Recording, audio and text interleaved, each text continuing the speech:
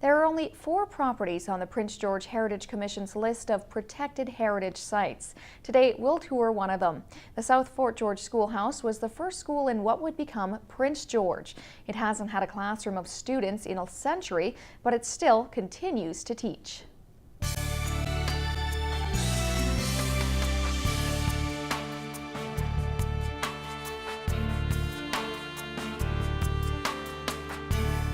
With a little jiggling and a good kick, the old South Fort George Schoolhouse opens.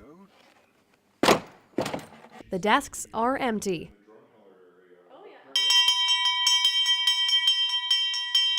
And the bell for school hasn't rung in over 100 years. But for Bob Campbell and the Exploration Place, it's still a place of learning. Naturally, the first lesson is history.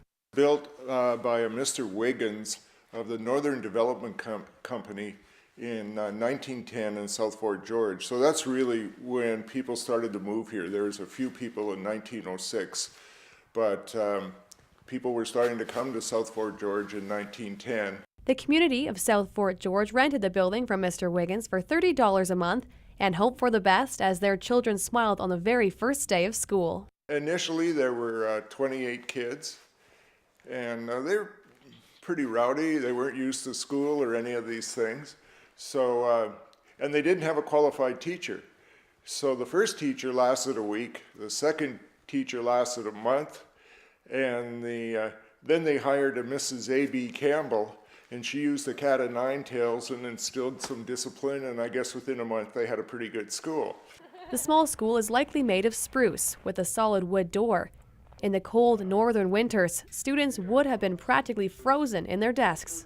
Well, you can see the pot-bellied stove here, and it's probably one of the students' duties, whoever's been bad maybe, I don't know, but they would have to keep it stoked up.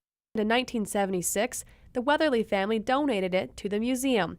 It won't likely be moving now that the Heritage Commission has made it a protected heritage site. We also have a heritage register, which it's a list of properties recognized for their character and historical value. Some of those buildings include the South Fort George Schoolhouse. For Bob Campbell, it's insurance that this little piece of history will be preserved. It's part of our pride of who we are. It shows our roots, and that, you know, we started small, but the city is growing and developing very rapidly. From humble beginnings to big city dreams, this little schoolhouse still has much to teach. Kelly Lanahan, CKPG News.